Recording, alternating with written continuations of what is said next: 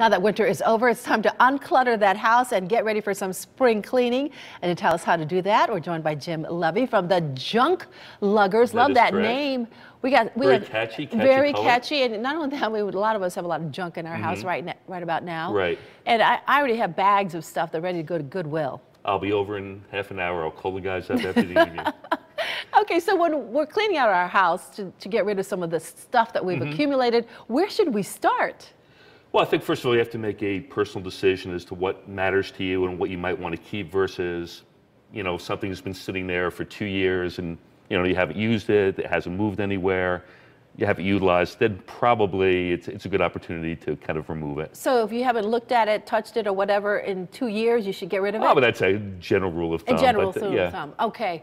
All right. So where should you start? Oh, from the ground floor, I would say start, first of all, in the basement. The basement. People tend to put things there that I probably have a lot of stuff in the basement. Yes, that they're I guess, either subliminally or proactively not going to use or haven't used in a while, so it tends to kind of accumulate in the basement. And having gone through that recently myself as I moved, that certainly was my my initial point of clean out. All right, so what about some things that need to be moved out of the house that may have some environmental impact?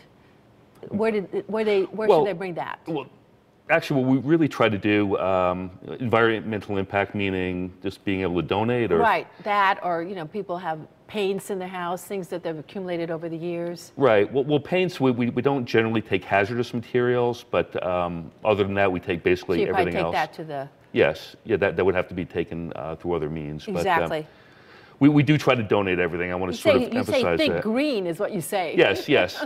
Thinking green, meaning that we try to reduce dispositions to landfills as best we can. Right. And on a parallel path, we're trying to help people who could certainly use the help. So first and foremost, we always try to donate whatever items we can to Goodwill, Salvation Army, Habitats for Humanity, etc. And again, it helps the environment and it helps people, so it's got a sort of societal benefit as well. All right, what are things people are hanging on to too much that you think people need to get rid of?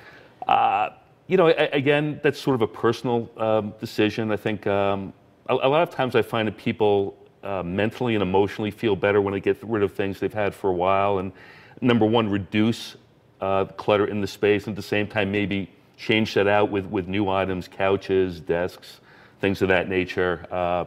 Just mentally they feel better. They feel better about life. They feel better about themselves. Their quality of life improves. And so I think generally if it's been sitting there for a while and it's something that you need, maybe change it out, bring something else in new. And at the same time, be aware that we're going to try to help somebody else with those items as well, and you'll be doing someone else a benefit as well. Absolutely. Now, you know what I do? When I buy something new, I get rid of the old item so that to make space for the new one. Right. Is that a good way of trying to maintain the absolutely. The clutter? Absolutely. You don't want to increase the clutter by just keeping items that you are going to change out and then putting new items in. So it's a good opportunity. We would come right in, with the trucks, two people, whatever items that you're going to replace, come in, move them out, dispose of them on your behalf, and then you have a clean, fresh space, and you can, move the new items in. And you bring these items to where? Well, again, first and foremost, we try to donate them. So the first objective is to bring them to the donation centers. As far as the metal goes, we usually try to scrap that, and then whatever is remaining, we will take to the transfer stations.